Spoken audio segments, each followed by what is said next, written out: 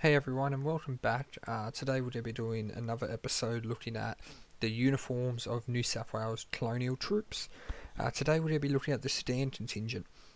So in 1885, in response to the capture of Khartoum and the death of General Gordon, New South Wales contributed just over 700 troops to the British campaigns in the Sudan against the Martis Rebellion. We'll be covering this whole campaign in another video, but today we'll just look at the uniforms of the men who went to that particular war.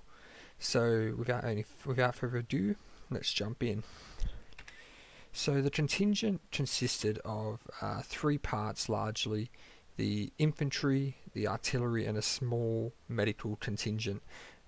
For the most part of this, we'll just be looking at the infantry and the artillery, and we'll look at the medical contingent right at the end. So here we have pretty much across the board example of the three main uniforms you'll see.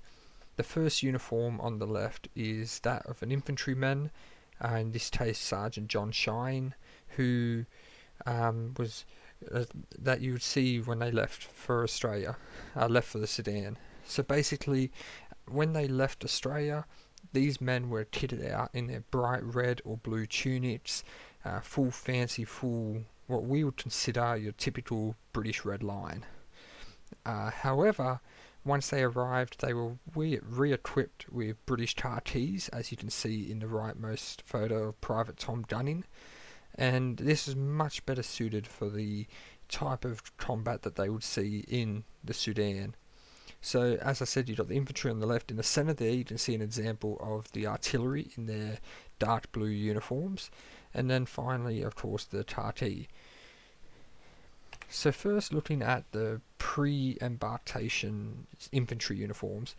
Now, a lot of these men were drawn from the New South Wales Volunteers that we covered in our last episode, and so a lot of them showed up wearing their typical red frock tunic, as seen in the first photo here. Every single man in that has his Volunteers uniform on.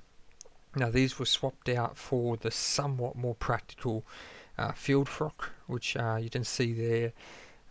Being worn with the pleats. Again, we covered all this in our last video, so if you haven't watched that, please go back and give it a view, and you'll know all about all these uniforms then. So when these guys left Australia, they were fully decked out in their red uniforms, their blue trousers, looking all flash and spick and spam, and that's pretty much all you need to know. We were woefully unprepared for a desert warfare. This also translates to the artillery uniforms.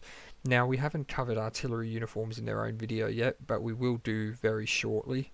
And so I'm not going to go too much detail over these, but basically what you need to know is the uniform consisted of a blue frock coat with red facings and yellow or gold piping, dark blue trousers, and white pith helmets and white equipment. Now again, this is not very well suited for a desert warfare environment, and would be replaced almost straight away upon arrival. So as the men marched down to Circular Quay to board their ships and go to the Sudan, this painting here pretty much sums up what they would have been wearing and what they would have looked like. As you can see, it is a very, very colourful affair, and something more reminiscent of a Napoleonic era, or even the Crimean War, rather than the modern warfare of the 1880s. And so it's no surprise that once we arrived in the Sudan, the British kind of laughed at us. They couldn't believe that the colonials were showing up in these, flashy uniforms, which the British had left back in England. And so they were promptly reissued khaki uniforms, which we'll go over just now. We'll go over these in much more detail than the previous uniforms we just talked about, which have their own video. But yeah, so the British issued us these khaki, these much better suited uniforms for desert warfare. They're much lighter weight. They're made of a cotton drill rather than the heavy wool of the service dress uniform, of the home service uniforms, and a bit more durable even. And of course, the most important part, they're somewhat camouflaged. So the uniform consisted of the base uniform consisted of a few parts. You had the white pith helmet, which was often dyed with tea or coffee, or even just over time with dirt to a tartee colour. You had a lightish, like a whitey tartee tunic and trousers, canvas gaiters with 4 leather buckles, and then the black service boots. All these uniforms were originally supplied by the British government. It is worth noting that, as far as I can tell, in the Sudan campaign, the New South Wales troops were the only British troops to be issued the gaiters with the 4 buckles. Everyone else just had putties on. So why we got these special, I haven't been able to find out a reason and example why, but if I do, I'll be sure to make another video covering that. Now the tunic was interesting. Unlike the Boer War tunic, which we're often used to when talking about these Victorian tartee uniforms, there were originally no pockets on the tunic, and there was a collarless collar. The collar was non-existent. It was just a small stand collar. Now I understand the uniform here, which is an original New South Wales contingent uniform, has got pockets on it. However, these were added in the 1890s. The tunic would also have 4 buttons on the back, which can't be seen in these photos. These were to add a quilted spine pad, which was believed to help support the back and protect it from heat stroke. Unfortunately, it did quite the opposite to what it was intended to do.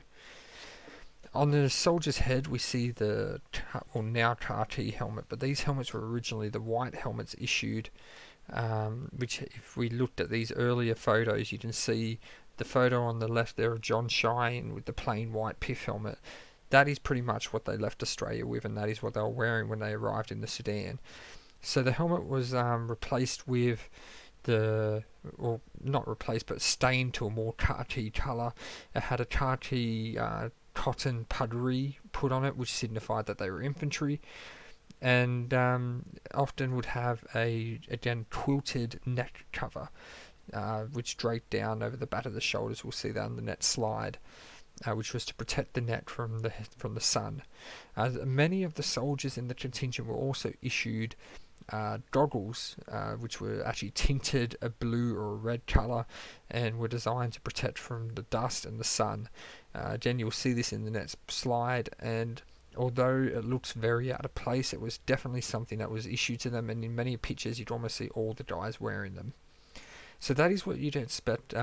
So the infantry were also kitted out with the pattern 1882 valise equipment, the full equipment, as seen in the picture of Tom Gunn in here, where he has the belt, 2 ammo pouches, shoulder braces, haversack, water canteen, and on the back his blanket and mess tin. So these men were very well equipped, and all this was supplied by the British Empire. Again, in earlier pictures, as you would see, they were simply issued with 1, maybe 2 ammo pouches, a belt, and a bayonet frog. That was it in the way of equipment. So once the British issued them more, they were much better equipped for the combat that laid ahead.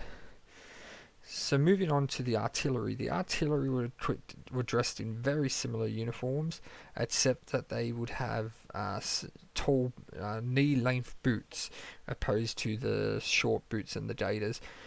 So as you can see, the chap on the right there with his boots on, the 1882 pattern belt with the artillery buckle, and then the rest of the uniform is very much the same as the infantry, the tartee cotton uniform. In the picture you can see with the artillery resting in the landscape, there are several different features here which I just want to point out. The first is the oversized solar helmets. They actually look like something out of Star Wars. These giant over-shaped helmets. They looked a bit like a mushroom.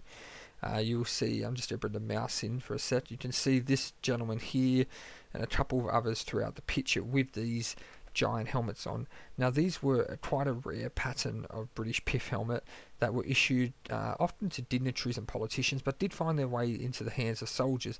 In 1882, an entire cavalry battalion or regiment in India was equipped with these helmets.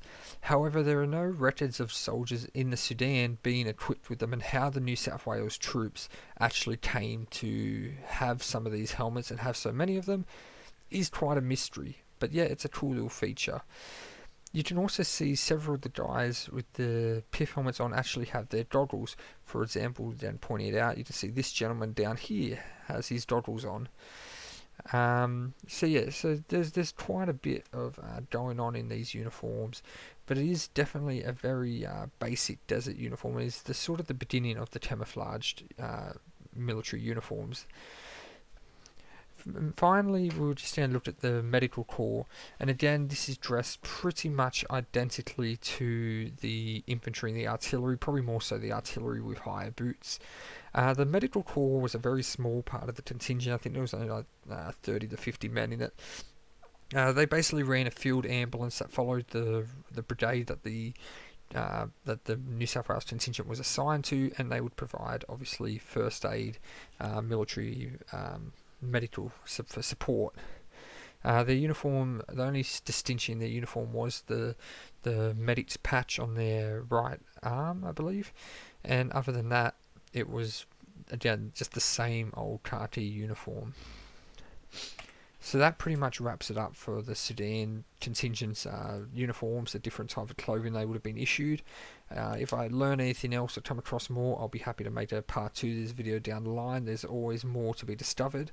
Anyway, I hope you enjoyed that and learnt something from it, and I look forward to you guys joining me next time when we'll probably be covering the artillery's uniforms. Thanks again. Have a good one.